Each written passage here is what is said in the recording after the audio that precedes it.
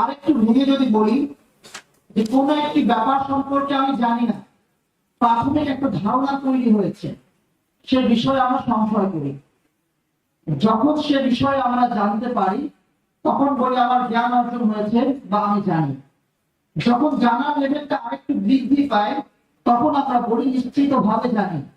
এরপর সেই নিশ্চিত বিষয়ে যখন পর্যালোচনা করি, থিঙ্কিং করি, আলোচনা করি, পর্যালোচনা করি, একটা পর্যায়ে গিয়ে যখন এই নিশ্চিত একটা সিদ্ধান্তে উপনীত হতে পারি, হ্যাঁ আমি যা জেনেছি, আমি যা শুনেছি, আমি যা বুঝেছি এটাই ঠিক, এটাই সত্য, সেটা হচ্ছে বিশ্বাস। বিশ্বাসের অবস্থান অন্তরে, বিশ্বাসের অবস্থান অন্তরে। আল্লাহ রাব্বুল আলামিন বিশেষ একটি শ্রেণীকে উদ্দেশ্য করে বলছেন, ওয়ালাম্মা ইয়াদখুলুল ঈমানু ফি কুলুবিকুম, তারা বলছে আমরা ঈমান এনেছি। আল্লাহ বলছেন ঈমান এখনো তোমাদের অন্তরে প্রবেশ করে নাই। তো এই কথার অর্থ হচ্ছে আমাদের জানার সীমার বাইরে, জানার সীমানার মধ্যে প্রবেশ করে না যে ব্যাপারটা, সেটা হচ্ছে সংশয়। আর জানতে জানতে যখন সেটা অন্তরের ভেতরে অবস্থান করে নেয় সেটা হচ্ছে ঈমান। এটা হচ্ছে প্রাথমিক কথা। সুতরাং যদি সংশয়কে দূর করতে হয় তাহলে জানার লেভেলটা বাড়াতে হবে। তো প্রাথমিক এই কথার পরে আমরা আল্লাহ সুবহানাহু ওয়া তাআলার একটি আয়াত তেলাওয়াত করেছি, যেখানে আল্লাহ রাব্বুল আলামিন বলছেন মাতারু কালিমাতিন তাইয়্যিবা, কালিমা তাইয়্যিবা দৃষ্টান্ত হচ্ছে কালিমা তাইয়্যিবা। তাফসীরের কিতাব যদি আমরা খুলি দেখব যে কালিমা তাইয়্যিবা দ্বারা উদ্দেশ্য হচ্ছে লা ইলাহা ইল্লাল্লাহ, লা ইলাহা ইল্লাল্লাহ, যেটা সর্বসময় স্থির থেকেছে আদম আলাইহিস সালাম থেকে শুরু করে মুহাম্মদ রাসূলুল্লাহ দ্বিতীয় যে অংশ, এটা রাসূল সাল্লাল্লাহু আলাইহি ওয়াসাল্লামের আগ পর্যন্ত ছিল। ঈসা আলাইহিস সালামের কথা, মুসা আলাইহিস সালামের কথা, এটা ধীরে ধীরে বৃদ্ধি পেয়েছে এবং মুহাম্মদ সাল্লাল্লাহু আলাইহি ওয়াসাল্লামের মধ্য দিয়ে তো চূড়ান্ত রূপ লাভ করেছে। তো কালিমা তাইয়্যিবা, লা ইলাহা ইল্লাল্লাহ দৃষ্টান্ত হচ্ছে একটি বৃক্ষের মতো, কামাতাল শাজারা তাইয়্যিবা, একটি উত্তম বৃক্ষ যার শাখা, যার শিকড় রয়েছে একদম মাটির নিচে পতিত, আর শাখা প্রশাখা সমস্ত আসমান বিস্তৃত। তো এত বড় একটা বৃক্ষ যা আকাশে পৌঁছে গিয়েছে, যার শিকড় একদম মাটির গভীরে, এই শিকড়কে উপড়ে ফেলার সাধ্য কার আছে? এই শিকড়কে ভেঙে ফেলার সামর্থ্য কার আছে? এই বৃক্ষকে নিশ্চিহ্ন করে দেওয়ার সামর্থ্য কার আছে? কারণ নাই। এটা হচ্ছে কালিমা তাইয়্যিবা, লা ইলাহা ইল্লাল্লাহ, এটা হচ্ছে বিশ্বাস। যার জন্য বিলাল রাদিয়াল্লাহু তাআলা আনহুকে যখন উত্তপ্ত মরুভূমিতে শুইয়ে দেওয়া হলো, সেটা কেমন বালু, যেখানে খালি পায়ে হাঁটলে পায়ে ফুসকা পড়ে যায়, যেখান থেকে ক্যান্সার পর্যন্ত হয়ে যেতে পারে যদি সঠিক সময় চিকিৎসা না করা হয়। তো সেখানে শুইয়ে দেওয়া হতো, বুকের উপর পাথর চাপা দেওয়া হতো, তিনি সেখানে বলছেন আল্লাহ আল্লাহ, জীবন দিয়ে দিচ্ছেন সাহাবারা, কিন্তু ঈমান থেকে সরছেন না। কেন? কারণ একবার যার ভেতরে ঈমান প্রবেশ করেছে সে হচ্ছে ওই বৃক্ষের মতো, যার শাখা প্রশাখা আসমান জুড়ে এবং যার শিকড় রয়েছে মাটির নিচে। পক্ষান্তরে ঈমানের বিপরীতে, সংশয়কে আমরা ঈমানের বিপরীতে বলছি, তার অবস্থানটা কেমন? অমাতার কালিমাতিন খাবিথা, মন্দ কথার দৃষ্টান্ত হচ্ছে যে এমন একটি বৃক্ষের মতো যাকে জমি থেকে উপরে ফেলা হয়েছে, আগাছা থাকে, কৃষক যখন ফসল ফলায় সেই আগাছাটা উপরে ফেলে, ওই আগাছার মতো যেটাকে উপরে ফেলা হয়েছে, মা লাহা মিন কারার, যার কোনো স্থায়িত্ব নেই, বাতাসে এলে উড়ে যায়, বৃষ্টির পানিতে ভেসে যায়, তো যার কোনো মূল্য নেই, যার কোনো স্থায়িত্ব নেই। ঠিক একই ভাবে ঈমান এবং কুফর, ঈমান এবং সংশয়বাদের দৃষ্টান্ত এখানে খুব স্পষ্ট। রাসূল সাল্লাল্লাহু আলাইহি ওয়াসাল্লাম থেকে শুরু করে পর্যন্ত ঈমানের বিপরীতে যা দাঁড়িয়েছে, ইউরিদুনা আইয়ুতিউ নূরাল্লাহি বিআফওয়াহিহিম, তারা চায় আল্লাহর নূরকে নিভিয়ে দিতে, আল্লাহু মুতিম্মু নূরিহি ওয়ালাউ কারিহাল কাফিরুন, আর আল্লাহ সুবহানাহু ওয়া তাআলা তার নূরকে পরিপূর্ণ করবেন কাফেররা যদিও তা অপছন্দ করে। 15 বছর ধরে চেষ্টা করা হয়েছে যেন ক্যাম্পাসগুলোতে ঈমানের কথা আলোচিত আর না হয়, কিন্তু তারা পালিয়েছে। ইমানের কথা কিন্তু রয়ে গেছে। এটাই হচ্ছে ইমান, এটাই হচ্ছে ইমান, যার অবস্থান থেকে অন্তরে। রাসূল সাল্লাল্লাহু আলাইহি ওয়াসাল্লামের একটি হাদিস পাঠ করেছি, বুনিয়াল ইসলামু আলা খামসিন। ইসলাম একটা ফাউন্ডেশন, যে ফাউন্ডেশনটা দাঁড়িয়ে আছে পাঁচটি ভিতের উপরে। শাহাদাতি আল্লাহ ইলাহা ইল্লাল্লাহ ওয়া আন্না মুহাম্মাদার রাসূলুল্লাহ। প্রথম হচ্ছে সাক্ষ্য দেওয়া আল্লাহ ছাড়া কোনো ইলাহ নেই এবং মুহাম্মদ সাল্লাল্লাহু আলাইহি ওয়াসাল্লাম আল্লাহর রাসূল। পরবর্তী চারটি অংশ আমরা আলোচনা করব সংক্ষেপে, কিন্তু এই পয়েন্টটা আমাদের কাছে গুরুত্বপূর্ণ। প্রথম পয়েন্টটা যে সাক্ষ্য দেওয়া আল্লাহ ছাড়া কোনো ইলাহ নেই এবং মুহাম্মদ সাল্লাল্লাহু আলাইহি ওয়াসাল্লাম আল্লাহর রাসূল। সলিমউদ্দিনকে খুন করেছে বরিশাল সদর রোডে, সলিমউদ্দিনকে খুন করেছে।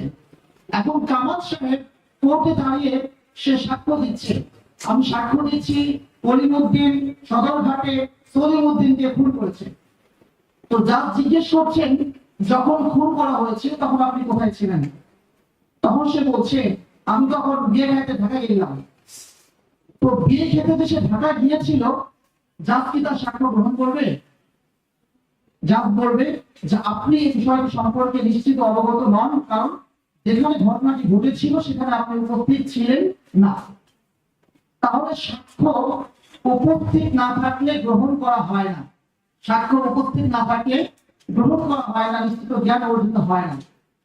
তাহলে আমরা আল্লাহ ছাড়া কোনো ইলাহ নেই, মুহাম্মদ সাল্লাল্লাহু আলাইহি ওয়াসাল্লাম আল্লাহর রাসূল, এটা কিভাবে সাক্ষ্য দিচ্ছি? আমরা তো আল্লাহকে দেখি নাই, আমরা তো মুহাম্মদ সাল্লাল্লাহু আলাইহি ওয়াসাল্লামকে দেখি নাই। এটাই হচ্ছে ইমানের নিশ্চয়তার লেভেল, যে একজন সাহাবীকে তাকে যদি জান্নাত দেখানো হতো তাহলেও তার ইমান যে লেভেল ছিল রাসূল সাল্লাল্লাহু আলাইহি ওয়াসাল্লামের মুখ থেকে শোনার পরে, কুরআন মাজিদে জানার পরে, সেই লেভেল থেকে আর বাড়তো না, চোখ থেকে দেখার পরে। এটা হচ্ছে ইমান। আমরা আল্লাহকে দেখি নাই, কিন্তু আল্লাহ সুবহানাহু ওয়া তাআলা কুরআন মাজিদে জায়গায় জায়গায় বলেছেন আলাম নারা, তারা কি দেখে নাই? আলাম নানজুর, তারা কি তাকায় নাই? ইন্না ফি খালকিস সামাওয়াতি ওয়াল আরদি লাআয়াতিন লিউলিল আলবাব। আসমান জমিনের সৃষ্টিতে রয়েছে বুদ্ধিমানদের জন্য দর্শন।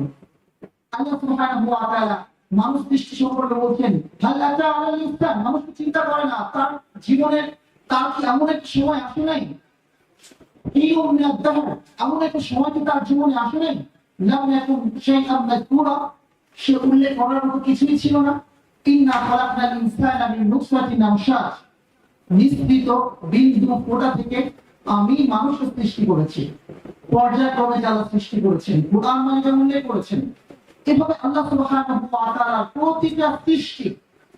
প্রতিটা সৃষ্টি এর কথা প্রমাণ করে, চিন্তা করে এই সমস্ত কিছু একটি সুতোয় আবদ্ধ, যেখানে কোনো সুতোর মধ্যে কোনো ছেঁড়া নাই, যেখানে চেনের কোন একটা দাগ ভাঙা নাই, যে আল্লাহ রাব্বুল আলামিন ছাড়া, এক পরিকল্পনাকারী ছাড়া ভিন্নতার পক্ষে এতটা নিখুঁতভাবে সৃষ্টি করা সম্ভব ছিল না। কুরআন মাজিদ তার প্রমাণ। তো আমরা আল্লাহ রাব্বুল আলামিনকে দেখি না, কিন্তু আমরা কোরআন পড়ি, আমরা কোরআন জানি। কোরআনের প্রতিটা অংশকে, ক্ষুদ্রতম অংশকে বলা হচ্ছে আয়াত, ক্ষুদ্রতম অংশকে বলা হচ্ছে আয়াত।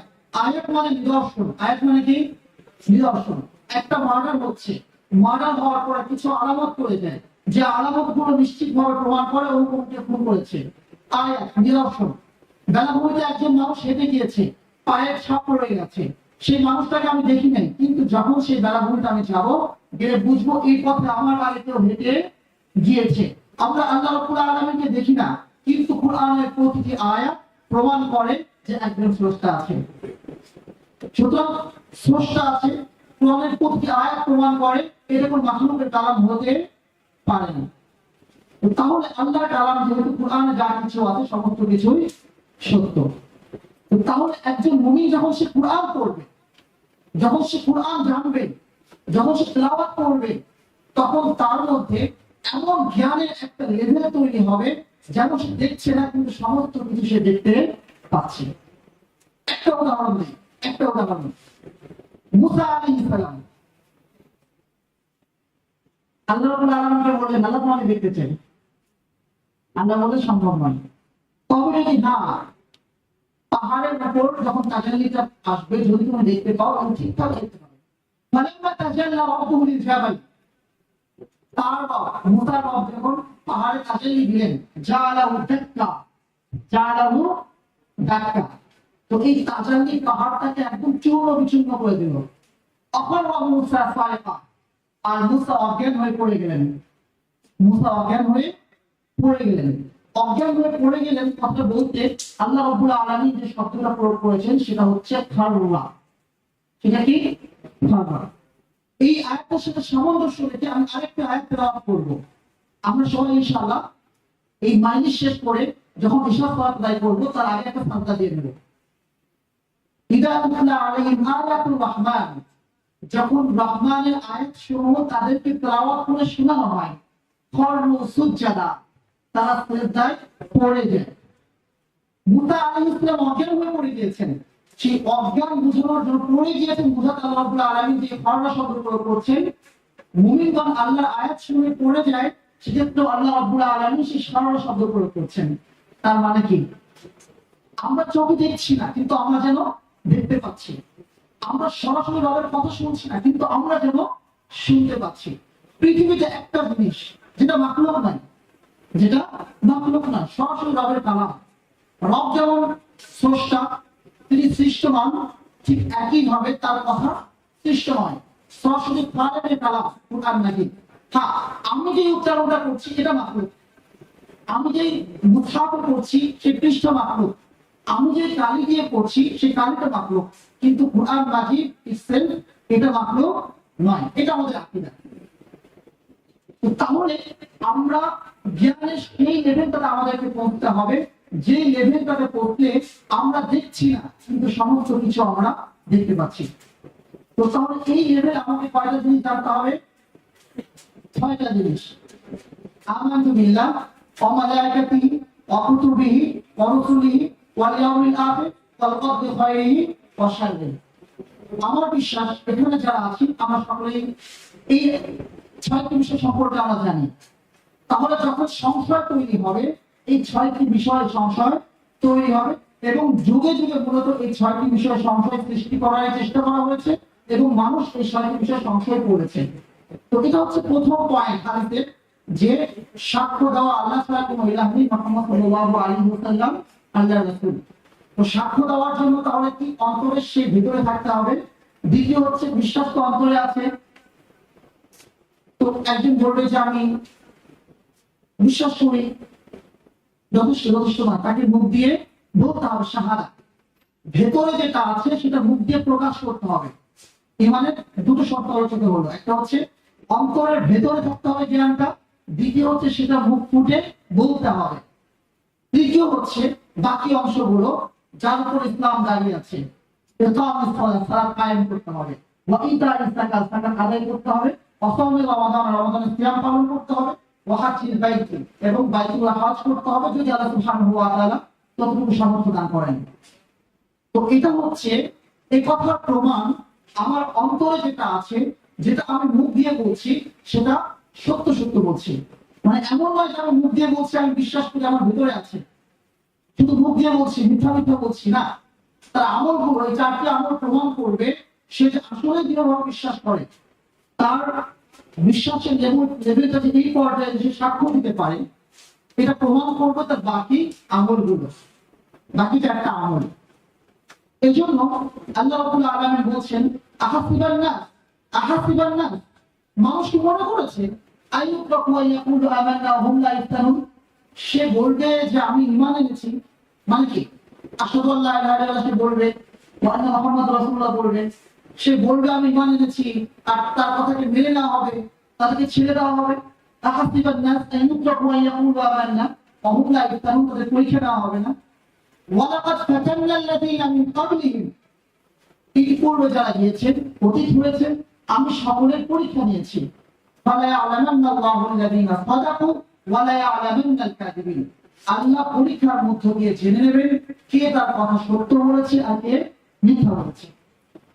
সুন্দর একটা দৃষ্টান্ত, রাসূল সাল্লাল্লাহু আলাইহি ওয়াসাল্লামের কাছে এসে মুনাফিকরা বলছেন, ইয়া রাসূলুল্লাহ, আপনাকে আমরা আমাদের জীবনের চেয়ে বেশি ভালোবাসি, আপনাকে আমরা বিশ্বাস করি, আপনি যা বলবেন সেটাই আমরা মেনে নেব। হ্যাঁ, তার কসম করে আল্লাহ রাসূল সাল্লাল্লাহু আলাইহি ওয়াসাল্লামের সামনে এসে এইভাবে পাম করতে দিচ্ছে। তো আল্লাহ রাব্বুল আলামিন বলছেন যে তারা ইদা জাআকাল মুনাফিকুন, যখন মুনাফিকরা আপনার কাছে আসে, তখন তারা বলে নাশহাদু আন্নাকা রাসূলুল্লাহ, আমরা সাক্ষ্য দিচ্ছি আপনি আল্লাহ রাসূল। আল্লাহ বলছেন আল্লাহু ইয়ালামু ইন্নাকা রাসূল, আল্লাহ খুব ভালো করেই জানেন আপনি তার রাসূল। আল্লাহু ইয়াশহাদ, আল্লাহ সাক্ষী দিচ্ছেন, ইন্নাল মুনাফিকিনা লাকাযিবুন, মুনাফিকরা মিথ্যাবাদী। মুনাফিকরা এসে বলছে আমরা সাক্ষ্য দিচ্ছি আপনি আল্লাহ রাসূল। আল্লাহ বলছেন আমি খুব ভালো করে জানি তুমি আমার রাসূল, কিন্তু আমি এটাও সাক্ষ্য দিচ্ছি মুনাফিকরা মিথ্যাবাদী, কারণ সে যেটা বলছে সেটা তার অন্তরে নেই। তো আমি যেটা বলছি সেটাই যে আমার অন্তরে আছে, সেটা প্রমাণের মাধ্যম হচ্ছে পরবর্তী বিষয় 4টি আমল, বিশেষ করে প্রথম হচ্ছে ইকামাস সালাত, সালাত কায়েম করা। তো আমার ঈমানটাকে সেই বিশ্বাসের সেই পর্যায়ে আছে কিনা, এটা প্রমাণের প্রথম ধাপ হচ্ছে ইকামাস সালাত, সালাত কায়েম করা, শুধু সালাত আদায় করা নয়। তাফসীরে জালালাইনে মুসান্নিফ রাহিমাহুল্লাহ উল্লেখ করেছেন সালাত কায়েম মানে হচ্ছে যথাযথভাবে পড়া, যেভাবে পড়তে বলা হয়েছে, সঠিক সময়ে পড়া, গ্রহণ করতে বলা হয়েছে, সমস্ত হক আদায় করে পড়া। এমন নয় যে আমি কাঁধে করে তারপর পড়লাম, ফজরের সময় চলে যাচ্ছে পরে কাঁধে করে নিলাম। এমন নয় যে আমি রুমের মধ্যে নামাজটা পড়ে নিলাম। এমন নয় যে আজকে আগামীকাল আমার মিথ্যা, এই জন্য আমি আজকে রুমে পড়ে নিলাম বা একটা অক্ট বাদ দিয়ে দিলাম, বিশেষ একদম চলছে আমি নামাজটা কাঁধে করে ফেললাম, সে সুযোগ নেই। এটা আমি পড়া হতে হবে। এটা হচ্ছে বিশ্বাসের লেভেলে যে পৌঁছেছে সেটা বোঝার একটা মাধ্যম, যে আমি যেটা বিশ্বাস করছি সেটা আমি কাজ দিয়ে প্রমাণ করছি। যদি আরেক ভাষায় বলি সেটা হচ্ছে যখন ঈমানটা সেই দৃঢ়তার পর্যায়ে পৌঁছবে তখন একজন মানুষ সে অড়ল বসে থাকতে পারে না। আমি বিশ্বাস করি সাপে কামড়ালে আমি মারা যাব, সাপে দংশন করলে আমি মারা যাবো, রাস্তায় ভাইপারটা আমি দেখতে পাচ্ছি রুমের মধ্যে এসেছে, এখন বলি তো রাস্তায় ভাইপার রুমে ঢুকেছে আর আমি রুমের মধ্যে যে ঘুমাবো সম্ভব? সম্ভব, কারণ আমার বিশ্বাস আমাকে ঘুমাতে দেবে না। ভাই আমি সাপ মারবো, নয়তো আমি নিজের ছেড়ে পালাবো। তো এটাই হচ্ছে বিশ্বাস, যে আমি যে বিশ্বাস করেছি সেটা আমি আমলে রূপান্তর করছি। এই জন্য বিশ্বাসের সেই লেভেলকে আল্লাহ রাব্বুল আলামিন কুরআন মাজিদে দুটি শব্দ দ্বারা প্রয়োগ করেছেন। রাসূল সাল্লাল্লাহু আলাইহি ওয়াসাল্লাম হাদিসে আরেকটি শব্দকে যুক্ত করেছেন। কুরআন মাজিদে উল্লেখিত একটি শব্দ হচ্ছে ইয়াকিন, দৃঢ় বিশ্বাস। অবিল আখিরাতি হুম ইউকিনুন, পরকাল দিবসের প্রতি তারা বিশ্বাস, দৃঢ় বিশ্বাস রাখে। এখানে পরকাল দিবসের কথা বিশেষভাবে উল্লেখ করছেন, এর আগে অন্য বিষয়ের কথা উল্লেখ করা হয়েছে, কারণ যারা নাস্তিক রয়েছে, যারা ইসলামের শত্রু রয়েছে, তারা সংশয়ের বীজ বপন করা শুরু করে বা প্রক্ষেপণ করা শুরু করে পরকালের বিশ্বাস দিয়ে, যেটা কাফেররা করেছে। সেই আলোচনা আমরা সংশয়ের পাঠে ইনশাআল্লাহ আলোচনা করব। দ্বিতীয় যে শব্দ আল্লাহ রাব্বুল আলামিন কুরআন মাজিদে উল্লেখ করেছেন সেটা হচ্ছে তাকওয়া। আর তাকওয়া হামনা, ঈমান যেমন অন্তরে, রাসূল সাল্লাল্লাহু আলাইহি ওয়াসাল্লাম বলেছেন তাকওয়া কোথায়? অন্তরে। তো প্রকৃত মুমিন কেমন হবে, যে প্রকৃত অর্থে বিশ্বাস করে তার কি গুণাবলী হবে, সে সম্পর্কে আল্লাহ রাব্বুল আলামিন কুরআন মাজিদে উল্লেখ করেছেন। তার মানে হচ্ছে যখন আমার জ্ঞানটা সেই লেভেলে পৌঁছবে আল্লাহ রাসূল সাল্লাল্লাহু আলাইহি ওয়াসাল্লাম সম্পর্কে, তখন আমি যে আল্লাহকে যেভাবে সম্মান করব, তখন আমি আল্লাহর প্রতি যেভাবে আস্থা অর্জন করব, এমন বিশ্বাস নয় যে আমি বিশ্বাস করি আল্লাহ রাস্তা, আল্লাহ আমাকে রিজিক দেয়, কিন্তু জানি সুদ হারাম, তারপরও ব্যাংকে চাকরি দিচ্ছি কারণ আমাকে খেতে হবে। আমি জানি আল্লাহ আমাকে রিজিক দেয়, আল্লাহ আমাকে সুস্থ রাখে, তারপরেও পুলিশে চাকরি করি করে আমাকে আদেশ করা হয়েছে গুলি করতে, আমি ঠাস ঠাস করে গুলি করে আরেকজন মায়ের বুকে খালি করে দিলাম। এই বিশ্বাস নয়। তো যে কথা বলছিলাম, তাকওয়া যেটা আমার কাজকে সীমিত করবে, আমি কি করব কি করব না, যেটা একটা সীমারেখা দিয়ে দিবে, এই দুটো হচ্ছে প্রাণিকাজ, ইয়াকিন এবং তাকওয়া। রাসূল সাল্লাল্লাহু আলাইহি ওয়াসাল্লাম ঈমানটা যে আমার আসলে সেই দৃঢ় পর্যায়ে, দৃঢ় বিশ্বাসে পৌঁছেছে, অন্তরের ভিতরে পতিত হয়েছে, যতটুকু পতিত হলে সেই কালিমা তয়্যিবা দৃষ্টান্তের মতো হবে, যে শিকড়গুলো মাটির নিচে রয়েছে আর শাখা প্রশাখা সমস্ত আসমান জুড়ে রয়েছে, সেটাকে বোঝাতে রাসূল সাল্লাল্লাহু আলাইহি ওয়াসাল্লাম আরেকটা শব্দ প্রয়োগ করেছেন, সেটা হচ্ছে ইহসান। আল ইহসান আন তা'বুদাল্লাহ কাআন্নাকা তারাহু ফাইন লাম তাকুন তারাহু ফাইন্নাহু ইয়ারাক। ইহসান হচ্ছে তুমি আল্লাহর এমন ভাবে ইবাদত করবে যে তুমি আল্লাহকে দেখতে পাচ্ছ। আর যদি অন্তত তুমি আল্লাহকে দেখতে না পারো, অতটুকু অনুভূতি না আসে, অন্তত ইবাদতের সময় তোমার এই ফিলটুকু থাকা উচিত তোমার আল্লাহ তোমাকে দেখছেন। এটা হচ্ছে কর্মের পারফেকশন, যে আমি আল্লাহর প্রতি বিশ্বাস করছি, তাহলে আল্লাহ আমার খালিক, আমি তার কি ইবাদত করছি, তিনি আমাকে রিজিক দিচ্ছেন, আমি তার কতটুকু আদায় করছি। আমার বস আমাকে মাসে 20,000 টাকা দিচ্ছে, আমি তার জন্য দিনে 8 ঘন্টা সময় দিয়ে দিচ্ছি। 8 ঘন্টা সময় ব্যয় করে এবং তার জন্য বরাদ্দ করে সে আমাকে 40,000 টাকা দিচ্ছে। 40,000 কেন, 40 কোটি টাকা দিয়ে তো একটা চাল সৃষ্টি করতে পারবে? আল্লাহ বলছেন ইন্নাল্লাহা ফালিকুল হাব্বি ওয়ান নাওয়া, বীজকে তিনি অঙ্কুরিত করেন। এভাবে কুরআন মাজিদের 1/3 আল্লাহ রাব্বুল আলামিন, কুরআন মাজিদের 1/3 আল্লাহ রাব্বুল আলামিন শুধুমাত্র নিজের প্রশংসার কথা বলেছেন, নিজের পরিচয়ের কথা বলেছেন। কেন? যেন আমাদের ঈমানটা সেই দৃঢ়তার পর্যায়ে পৌঁছে।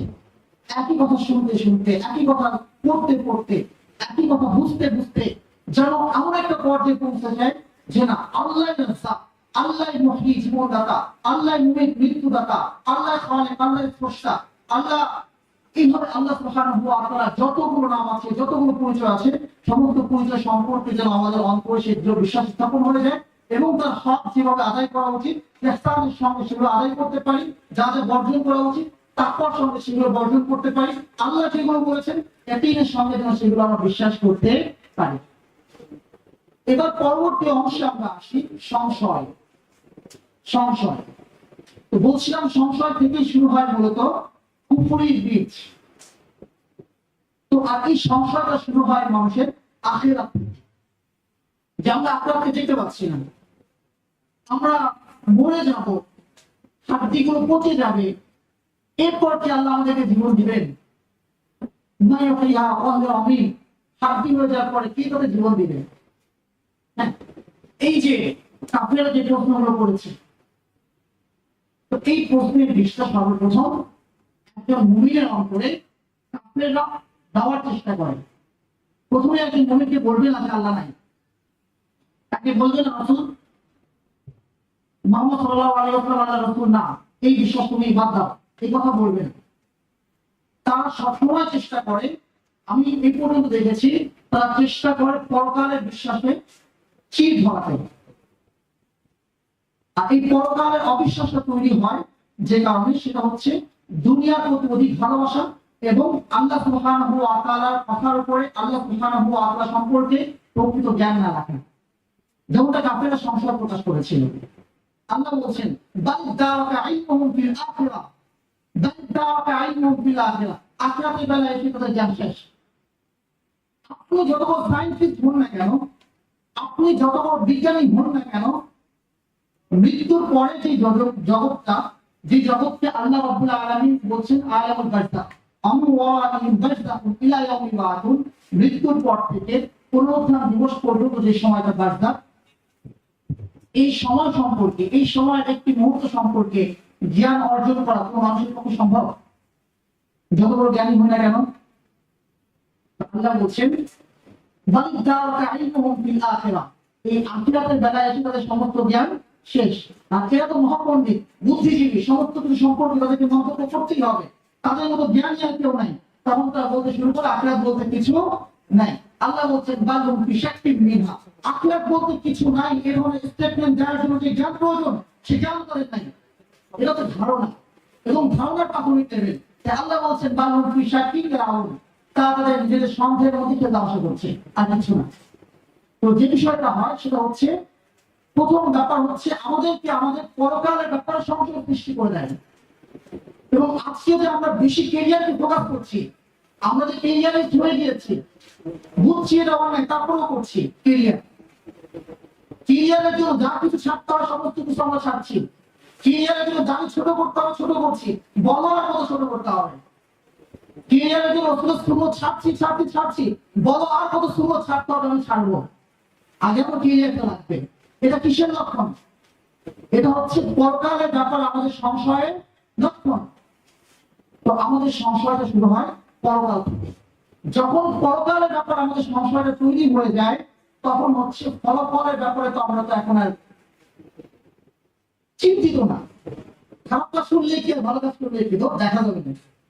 ধর দেখা যাবে যখন আমাদের ভেতরে এমন একটা অনুভূতি তৈরি হয়ে যায়, তখন আর ওই ইমানের দাবিগুলো আদায় হয় না, তখন আর ইসলামের দাবিগুলো আদায় হয় না, তখন ইমান মানে যা করণীয় যা বর্জনীয় সেই ব্যাপারগুলো তো আমাদের আর হুঁশ থাকে না, তখন অন্য সমস্ত ব্যাপারে চলে আসে।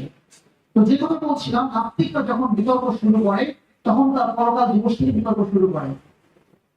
তার আল্লাহ থেকে শুরু করবেন, কারণ আপনি যখনই বলবেন যে আল্লাহ আছে, তার প্রমাণ হচ্ছে কোরআন মাজিদ, সে কোরআন মাজিদ নিয়ে কখনো সে বিতর্ক করবেন না। আল্লাহ রাব্বুল আলামিন বলছেন, ওয়া ইন কুনতুম ফি রাইবিন মিম্মা নাযালনা আলা আবদিনা, যদি আমার নাযিলকৃত এই কোরআনের ব্যাপারে তোমার কোনো সংশয় থেকে থাকে, ফাতু বিসূরাতিন মিসলি, এমন একটা সূরা নিয়ে আসো, সে তো পারবে না।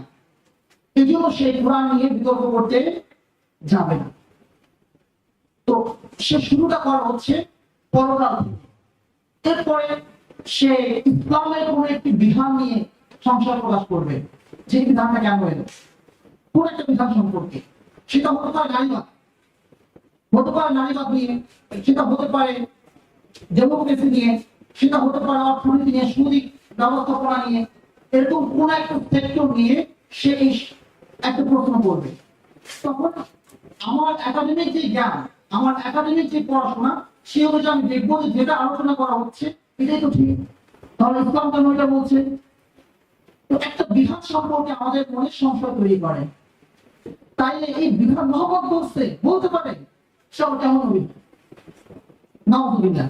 তো এইভাবে মূলত বিধান সম্পর্কে আমাদের অন্তরে সংশয় তৈরি করে। তাহলে এই সংশয় দূর করার কি উপায়? আমাদেরকে রূপ থেকে শুরু করতে হবে। প্রথম হচ্ছে কোরআন মাজিদ। কোরআন মাজিদ সম্পর্কে আমাদের সেই পরিমাণ জ্ঞান অর্জন করা, রাসূল সাল্লাল্লাহু আলাইহি ওয়াসাল্লাম সম্পর্কে আমাদের সেই পরিমাণ জানা, ইসলাম সম্পর্কে ততটুকু গভীর জ্ঞান অর্জন করা।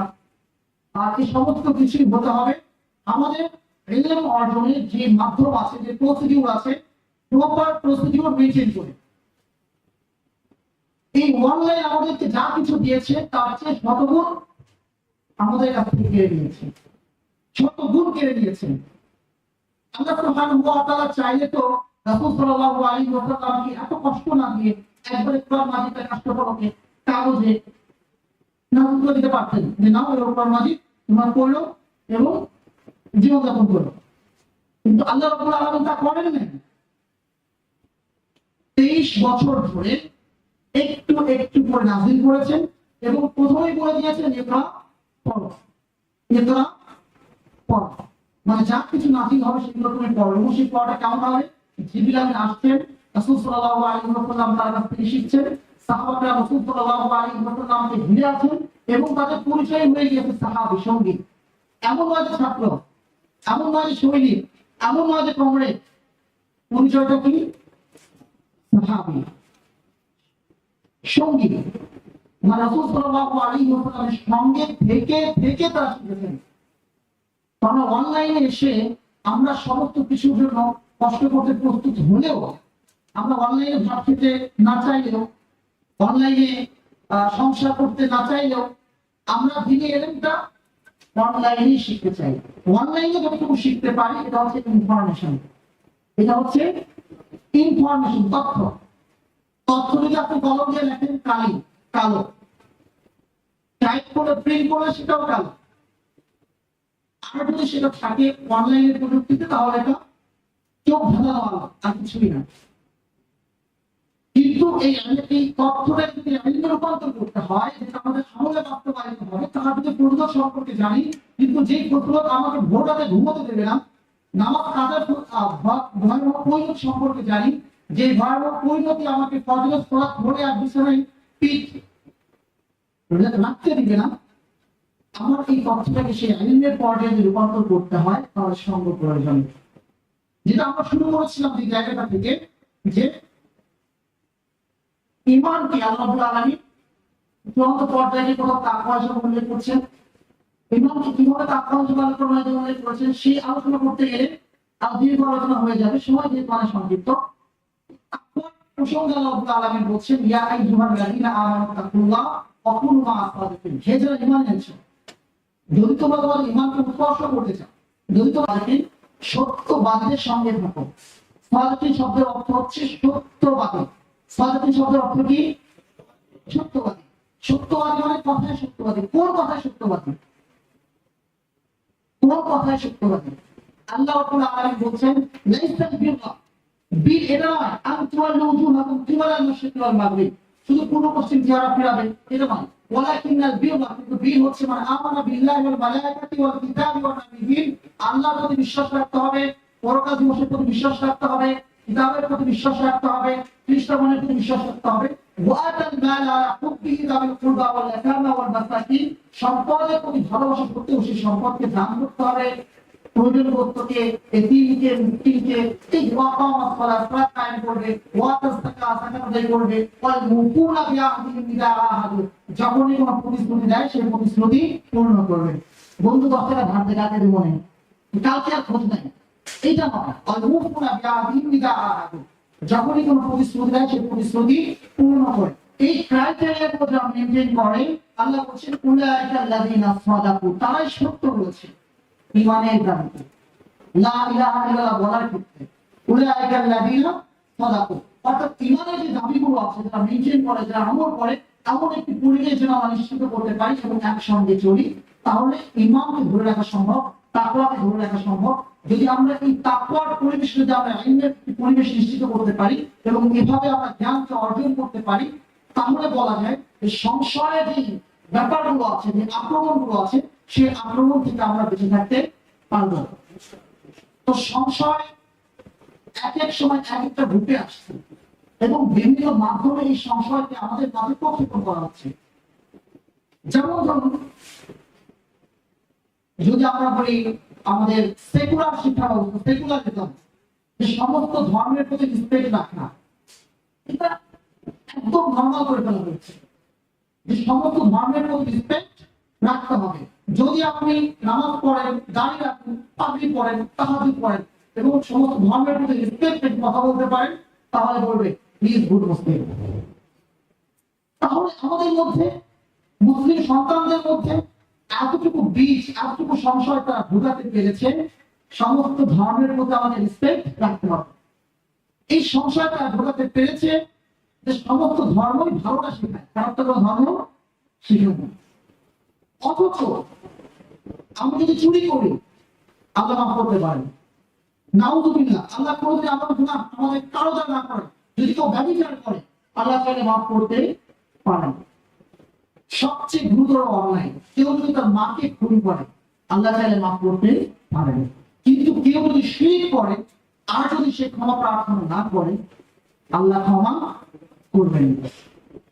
করবেন নাকি? তাহলে ইসলাম ছাড়া কোন ধর্মটা ভালো জিনিস শিখায়? তো এই সংশয়টুকু আমাদের মধ্যে এই সেকুলার শিক্ষা ব্যবস্থা ঢুকাতে পেরেছে কিনা?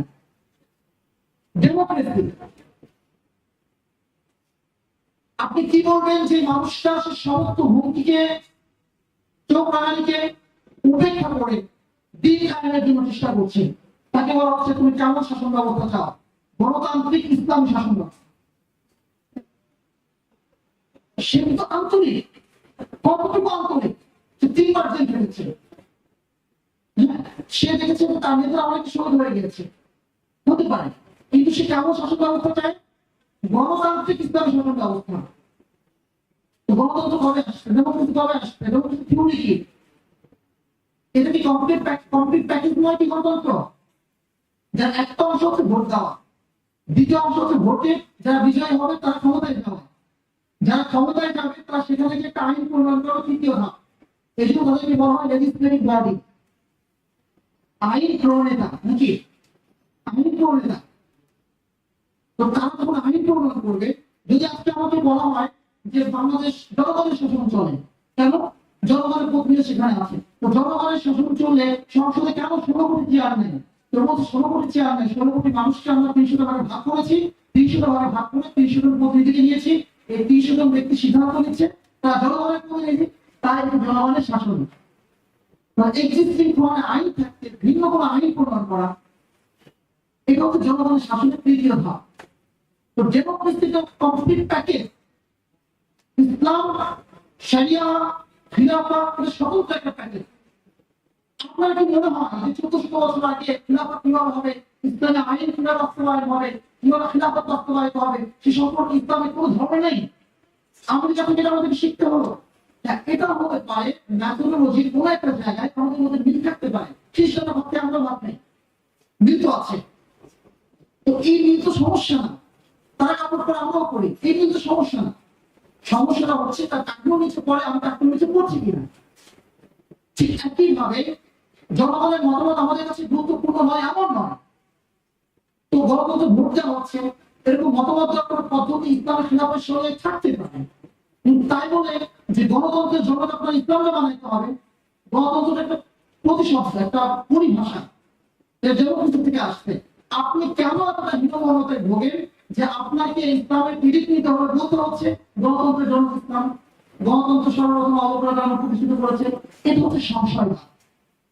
এমন কয়েকটা ক্ষেত্রে আমার সংশয়বাদের দৃষ্টান্ত দিব, যেহেতু আমার সময় শেষ হয়ে যাচ্ছে। এইভাবে নানাভাবে তারা এই সংশয়বাদকে রোপণ করার চেষ্টা করছে বিভিন্ন ক্ষেত্রে, বিভিন্ন জায়গায়। কিভাবে কিভাবে সংশয়ের পক্ষে পড়তে আল্লাহ রাব্বুল আলামিন কুরআন মাজিদে সুন্দর একটা শব্দ প্রয়োগ করেছেন, সেটা হচ্ছে ওয়াসওয়াসা। সেটা হচ্ছে ওয়াসওয়াসা। আমরা শুরু করেছি কুরআন মাজিদ যেখান থেকে শেষ করছি সেখানে। কুরআন মাজিদ শুরু করেছি আলহামদুলিল্লাহি রাব্বিল আলামিন, রব্বুল আলামিন, সমস্ত জগতের রবের প্রশংসা করা হয়। হ্যাঁ, শেষ করছি রবের কাছে পানাহ চাওয়া, কুল আউযু বিরাব্বিন নাস, মানুষের রবের কাছে, ইলাহিন নাস, মানুষের ইলাহের কাছে। তো শুরু করছি রবের প্রশংসা দিয়ে, শেষ করছি রবের কাছে আশ্রয় প্রার্থনা দিয়ে। তো শুরু করছি সেখানে একটা দোয়া করছি, ইহদিনাস সিরাতাল মুস্তাকিম, আপনি আমাদেরকে সরল পথ দেখেন। একটাই দোয়া, সূরা ফাতিহার মধ্যে একটাই দোয়া, আপনি আমাদেরকে সরল পথ দেখেন। আর এখানে আমরা আশ্রয় প্রার্থনা করছি সর্বশেষ যে দোয়াটা করে, সেটা হচ্ছে মিন শাররিল ওয়াসওয়াসিল খান্নাস। ওয়াসওয়াসা প্রক্ষেপণ করে যে খান্নাস, তাকে দেখা যায় না, দেখতে মনে হয় খুব ভালো মানুষ, ওয়াসওয়াসিল খান্নাস, সেটা অসৎ প্রক্ষেপণ করছে, সেটা আমার ক্ষতি করছে, এটা বাহ্যিকভাবে দেখা যাচ্ছে না। আল্লাযী ওয়াসওয়াসু ফি সুদুরিন নাস, কিন্তু কাকে করে মানুষের অন্তরে ওয়াসওয়াসা প্রক্ষেপণ করে, সংশয় বীজ বপন করে। এরা কারা? মিনাল জিন্নাতি ওয়ান নাস, জিনও হতে পারে, মানুষও হতে পারে। জিন যখন কাউকে অসুস্থ দেয়, জিন আক্রমণ করে, বদনজর দেয়, অনেক কিছু হতে পারে। তো মানুষ অসুস্থ কিভাবে প্রক্ষেপণ করে? মানুষ অসুস্থ প্রক্ষেপণ করে কখনো হুমায়ুন আহমেদের রূপ নিয়ে। একটা উদাহরণ দিই, হিমুর বান্ধবী হিমুর সঙ্গে তার বোনের সাক্ষাৎ করতে আসছে, সাক্ষাৎ করে চলে গেছে। এখন বলেন, এতই ভদ্র, আল্লাহর বিশ্বাস করেন, আল্লাহর বিধান মানে না, মানলে তো বান্ধবীরা বন্ধু রূপে আসতো না, বন্ধু রূপে আসতে কেউ নাই, কথা বলে চলে গেছে। এর অর্থ আমরা বলি যে হুমায়ুন আহমেদের উপন্যাসে কোনো খারাপ কিছু নেই, কিন্তু এটা যে একজন শিখলো, বন্ধুটা বান্ধবী রূপে রেখে গেল এবং কথা বলে চলে আসছে, এটা হচ্ছে কথা। উপন্যাসিকের আমাদের মনে এভাবে অবস্থা প্রকল্প করছে। একইভাবে যারা সংবাদ প্রচার করছে, এরা এভাবে অবস্থা প্রকল্প করছে। গণতান্ত্রিক দলের লিডাররা তারা তাদের প্রোপাগান্ডার মাধ্যমে আমাদের মনে সেভাবে অবস্থা প্রকল্প করছে। এনজিও কর্মীরা ট্রান্সজেন্ডার ইস্যু বলেন, বিভিন্ন ইস্যু বলেন, এইভাবে তারা সংশয় আমাদের অন্তরে ঢেলে দিচ্ছে। দুই সন্তানের বেশি নয়, একটা হলে ভালো হয়, সংশয়টা কোথায় থাকবে? খাওয়া কি, পড়াবা কি, শিখাবা কি? অথচ এই একটা পদ্ধতি আমাদেরকে কত পিছিয়ে দিয়েছে। আজকে আমাদের সন্তানদেরকে ঘরকম করে দিয়েছে, আজকে আমাদের মাদেরকে পিতা মাতাকে ঘরের মধ্যে আবদ্ধ করে ফেলেছে। সে সাহস দেখতে পারে না, সাহসী পুরুষকে ভীরু বানিয়ে দিয়েছে। কারণ সে চিন্তা করছে, আমি আমার বাবার একমাত্র সন্তান, যদি আমি রাজপথে হারিয়ে যাই, আমার বাবা কে দেখবেন? এক সন্তান শহীদ হবে, এক সন্তান জেলে যাবে, এক সন্তান প্রয়োজনে প্রবাসে যাবে, এক সন্তান নির্যোগ করবে, তারপরও বাবা মাকে এক সন্তান দেখার মতো থাকবে। এজন্য অবস্থা 4-5 সন্তানের কম নয়, 6-7টা হলে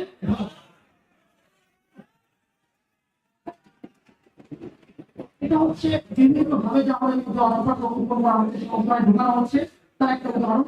তো অনেক সময় নিয়ে নিয়েছি আপনার উপর থেকে আসেন যে আমাদের সকলকে যতটুকু আলোচনা করা হলো ভালোগুলো দান করুন, খারাপগুলো থেকে আলোচনা আমাদেরকে দান করুন। তারপরে আলহামদুলিল্লাহ